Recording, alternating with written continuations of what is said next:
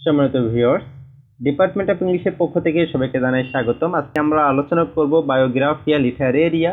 এটা হচ্ছে Samuel Taylor কলেজের একটি লেখা। এটা আমরা সামারি আলোচনা করব। এটা হচ্ছে একটি লিটারি ক্রিটিসিজম, অর্থাৎ সমালোচনামূলক গ্রন্থ। ঠিক আছে, এখানে আপনার সমালোচনা করা হয়েছে, লেখার ধরনগুলো কি কেমন হবে সেসব বিষয়ে আলোচনা করা হয়েছে। তো চলুন শুরু করা যাক। আর এর পূর্বে আসলে আমরা এই যে লিটারি ক্রিটিসিজম, যেটি ন্যাশনাল এবং বিভিন্ন পাবলিক ইউনিভার্সিটি বা প্রাইভেট ইউনিভার্সিটিতে অন্তর্ভুক্ত যে সিলেবাসগুলো আছে সেগুলো আশা করি কমপ্লিট করে ফেলেছি। তো আপনারা চাইলে সেগুলো দেখতে পারেন, আর আপনাদের যদি কোনো লিটারি ক্রিটিসিজম বাকি থাকে সেটা কমেন্ট বক্সে জানাতে পারেন। সো বায়োগ্রাফিয়া লিটারেরিয়া যেটা আছে স্যামুয়েল টেইলর কলেজের, এটা হচ্ছে রোমান্টিক যুগের কবি স্যামুয়েল টেইলর কলেজের জন্ম হচ্ছে আপনার 1772 সালের 21শে অক্টোবর। নানা সমস্যার মাঝে জীবন অতিবাহিত করেছেন তিনি। আচ্ছা, তিনি অর্থতের সাথে কাজ করেছেন 1798 সালে। যৌথভাবে উইলিয়াম অর্থতের সাথে লিরিক্যাল ব্যালেডস প্রকাশ করেছিলেন, আর এর মাধ্যমে ইংরেজি সাহিত্যের সূচনা হয়েছিল রোমান্টিক যুগের। আচ্ছা, লিরিক্যাল ব্যালেডস এর আমরা সামারি আলোচনা করেছি, আই বাটনে যেয়ে দেখে নেবেন। সো 1817 সালে তিনি নিজেই প্রকাশ করেন বায়োগ্রাফিয়া লিটারেরিয়া। কিংবদন্তি এই লেখক 1834 সালে মারা যান। এখানে সর্বমোট 23টা অধ্যায় আছে, তবে আমাদের যে সিলেবাস আছে সিলেবাসে শুধুমাত্র 3টা অধ্যায় আছে। চতুর্থ অধ্যায়, আপনার চতুর্দশ অধ্যায় অর্থাৎ 14তম অধ্যায়, এবং সপ্তদশ অধ্যায় অর্থাৎ 17তম অধ্যায়। তো আমরা 3টা অধ্যায় আমরা শুধু আলোচনা করবো এবং 3টা অধ্যায়ের সামারি আলোচনা করব। প্রথমে আমরা চতুর্থ যে অধ্যায় আছে সেটি আলোচনা করব। তো চলুন শুরু করা যাক। কলেজের এটা লেখার উদ্দেশ্য তিনি নিজেই দিয়েছেন। তিনি বলেছেন, আমার বর্তমান উদ্দেশ্য হচ্ছে মিস্টার সাউদি নতুন কাব্যধারা ও স্রষ্টাদের সম্পর্কে যে মন্তব্য করেছেন তা আমার ধারণা থেকে ভিন্ন নয়, তা প্রমাণ করা। এখানকার প্রায় কথাগুলো হচ্ছে যেমন লিরিক্যাল ব্যালেডস নিয়ে। ঠিক আছে, তো কলেজ বলেছেন লিরিক্যাল ব্যালেডস এবং প্রিফেস টু লিরিক্যাল ব্যালেডস এ যেসব মন্তব্য অর্থ করেছেন তার কোনো উদাহরণ না দিয়ে বা বিশ্লেষণ না করেই সেই মন্তব্যগুলোর সমালোচনা করেছেন সমালোচকরা। কিন্তু প্রকৃতপক্ষে ওই পুস্তকগুলোতে সমালোচনা করার মতো কোনো বিষয় ছিল না। আসলে সেগুলো যথেষ্ট প্রতিভা ও বুদ্ধিমত্তা দিয়েই লেখা হয়েছিল।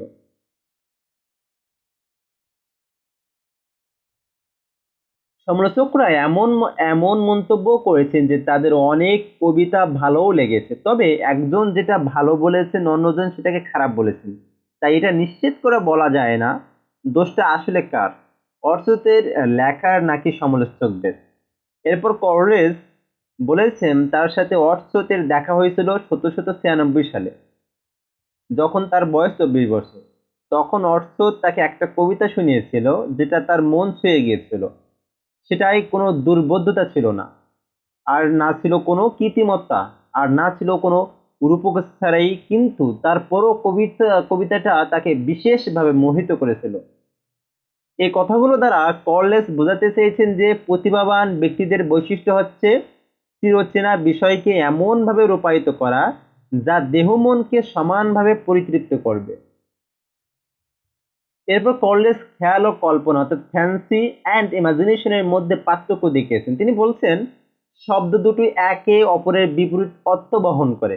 ফ্যান্সি শব্দটি গ্রিক ফ্যান্টাসিয়া থেকে আগত এবং ইমাজিনেশন শব্দটি ল্যাটিন শব্দ ইমাজিনেটিও থেকে আগত, এবং একটা আরেকটার বিপরীত।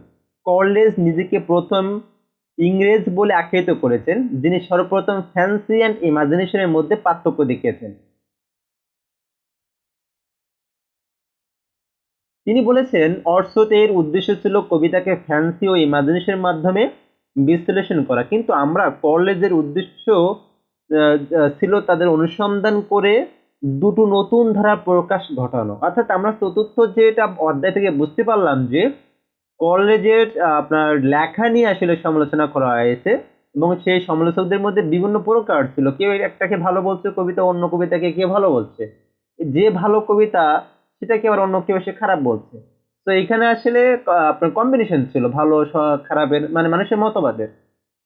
তো সেগুলোকে আসলে কবি এখানে বলতে চাচ্ছেন না যে টোটালি সেগুলো খারাপ। তো এখন আমরা আলোচনা করবো চতুর্দশ অধ্যায় অর্থাৎ আপনার 14তম অধ্যায়, যেটা এখানে কবি বলেছেন তার আর অর্থতের আলোচনার বিষয়বস্তু ছিল প্রায় একই। তারা উভয়ই চাইতেন পৃথিবীকে বা প্রাকৃতিক সত্যকে প্রধান বিষয় হিসেবে গ্রহণ করে, তার সাথে কল্পনাকে সংযুক্ত করে নতুন কিছু দান করতে। তাদের দুজনেরই কবিতার বিষয়বস্তু ছিল অতি প্রাকৃত বা সুপার ন্যাচারাল এবং ভাবপ্রবণ ছিল, অর্থাৎ রোমান্টিক। এরপর কলেজ তার বন্ধু অর্সেতের অনুসরণকারীদের সম্পর্কে বলেছেন, কলেজ বলেছেন যে অর্সেতের কোনো ভক্তই সাধারণ পাঠক ছিলেন না, তারা ছিলেন চিন্তাশীল এবং তাদের মধ্যে যথেষ্ট গভীরতা ও ধর্মীয় গাম্ভীর্য ছিল। কলেজ বলেছেন দার্শনিক বিষয় রচনার প্রধান বৈশিষ্ট্য হচ্ছে দার্শনিককে স্বতন্ত্র সম্পর্কে সচেতন হওয়া। এরপর কলেজ বলেছেন একটা গদ্য রচনার মধ্যে যে উপাদান থাকে, একটা কবিতা বা পদ্যের মধ্যেও সেই একই উপাদান থাকে, শুধু তাদের মধ্যে পার্থক্য হচ্ছে উপাদানগুলোর সংযুক্তিতে বা তাদের উদ্দেশ্যের ভিন্নতার কারণে। কোনো কিছুর চিরন্তনভাবে আনন্দ দিতে পারে না যদি তার মধ্যে কোনো কারণ নিহিত না থাকে। একটা কবিতা হচ্ছে সেই ধরনের রচনা, তার প্রধান উদ্দেশ্য হচ্ছে আনন্দ প্রদান। এক্ষেত্রে সত্যকে উদ্ঘাটন না করলেও হবে, তবে সেটা এমন হতে হবে যার প্রতিটা অংশ পরস্পরকে সমর্থন ও ব্যাখ্যা করবে এবং সেগুলো ছন্দবদ্ধ হতে হবে। কবিতার কাজই হবে পাঠকদের মনে আকর্ষণ সৃষ্টি করা। এরপর কলেজ কাব্য সম্পর্কে বলেছেন, তিনি বলেছেন কাব্য শব্দটিকে আমরা যে অর্থ প্রকাশ করি না কেন, বিশ্লেষণ করলে দেখা যাবে এটা পুরোপুরি কাব্যিক নয় বা এর কাব্যিক হওয়াটাও বাঞ্ছনীয় নয়। এরপর কলেজ কবিতা ও কবি সম্পর্কে বলেছেন, কবিতা এবং কবি শব্দ দুটি একে অপরের পরিপূরক। এটা এমন একটা স্বাতন্ত্র্য বা যা এসেছে যা কবির নিজের মনে চিত্তকল্প চিন্তা ও আবেগগুলোকে ধরে রাখে এবং পরিবর্তন করে। একজন উৎকৃষ্ট কবির কাজ হচ্ছে মানুষের আত্মাকে ক্রিয়াশীল করা এবং ক্ষমতা ও মর্যাদা অনুসারে মানুষের মনকে একে অপরের অধীনে নিয়ে আসা এবং পরস্পরের মিলন ঘটানো। এর সাথে তিনি জাদুকরী ক্ষমতা ব্যবহার করে, যাকে আমরা কল্পনা নাম দিয়েছি। সবশেষে বিচার বুদ্ধি হচ্ছে কাব্যিক প্রতিহার বা প্রতিভার দেহ, ওয়ালিক কল্পনা হচ্ছে এর পোশাক, গতি হচ্ছে এর জীবন এবং কল্পনাই হচ্ছে এর আত্মা।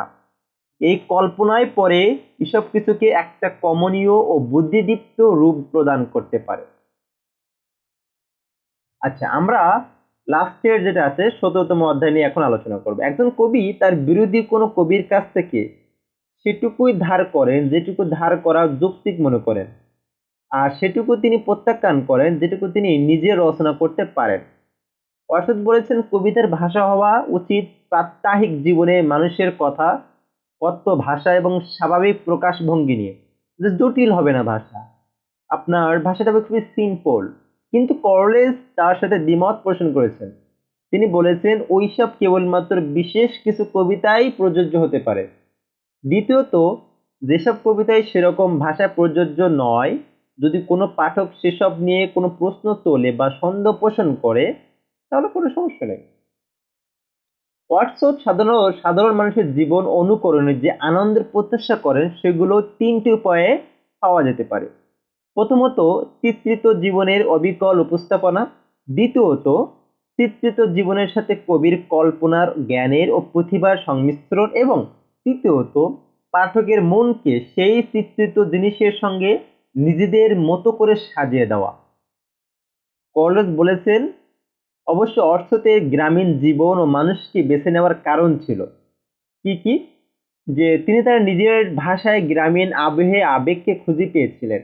এছাড়া গ্রামীণ মানুষের ব্যবহৃত ভাষার জীবনের স্পন্দন খুঁজে পাওয়া যায়, গ্রামীণ মানুষের জীবনের সন্ধান পাওয়া যায় এবং প্রকৃত ধ্যানমগ্ন তার উপাদান পাওয়া যায়।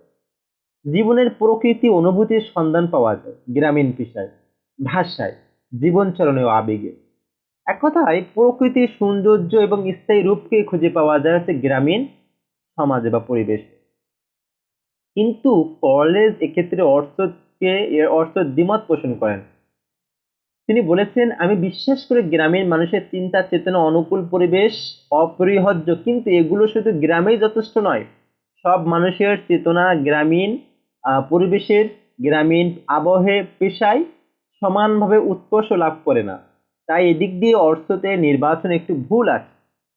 এরপর কলেজ ব্যাখ্যা দিয়েছেন যে কেন তিনি অর্থতের সাথে দ্বিমত পোষণ করেছেন? তিনি বলেছেন, গ্রামীণ মানুষের ভাষাকে যতই পরিশুদ্ধ বা পরিশীলিত করা হোক, সে ভাষার মূল ভাবটি সাধারণ শিক্ষিত, সাধারণ জ্ঞানী কোনো মানুষের ভাষা থেকে ভিন্ন কিছু হবে না। আর গ্রামীণ মানুষের ভাষার ভাবের গভীরতা ও ভাবের সংযোগও হবে সীমিত, কারণ গ্রামীণ মানুষের অভিজ্ঞতা সীমিত, তথ্য অপ্রতুল, এবং সে ভাষা চিন্তা যুক্তিপূর্ণ ধারাবাহিক নয়, এবং গ্রামীণ মানুষ এক তত্ত্বের সঙ্গে আরেক তত্ত্বের সংযোগ ঘটাতে পারে না যেমন পারে একজন শিক্ষিত মানুষ। গ্রামীণ মানুষের ভাষায় প্রকাশের উদ্যম ও পরিধি অত্যন্ত সীমিত, তাই তা কবিতায় ব্যবহারের অনুপযোগী। কলেজ সপ্তদশ অর্থাৎ 17তম অধ্যায়ে শেষে বলেছেন, আবেগের ধর্ম সৃজন নয়, বরং কৃতকর্মের বেগ আনা।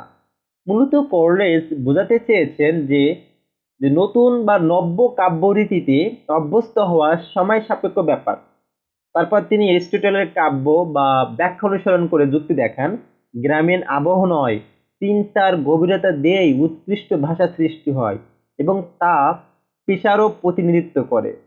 এরপর তিনি ওয়ার্ডসওয়ার্থের কবিতা, এরই কবিতা থেকে কয়েকটি বিশ্লেষণ করে দেখান, ওয়ার্ডসওয়ার্থের চিন্তা তার এই কবিতাতে সফলভাবে প্রয়োগ নাই।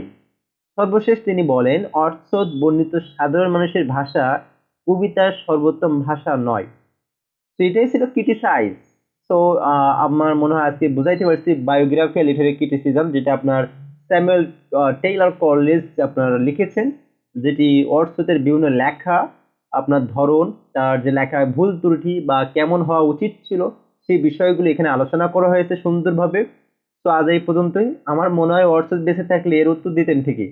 তো আজ এই পর্যন্ত, অন্য একদিন অন্য কোনো বিষয় নিয়ে আবারও কথা হবে। ততদিন সুস্থ থাকুন, ভালো থাকুন। আসসালামু আলাইকুম ওয়া রাহমাতুল্লাহি ওয়া বারাকাতুহু।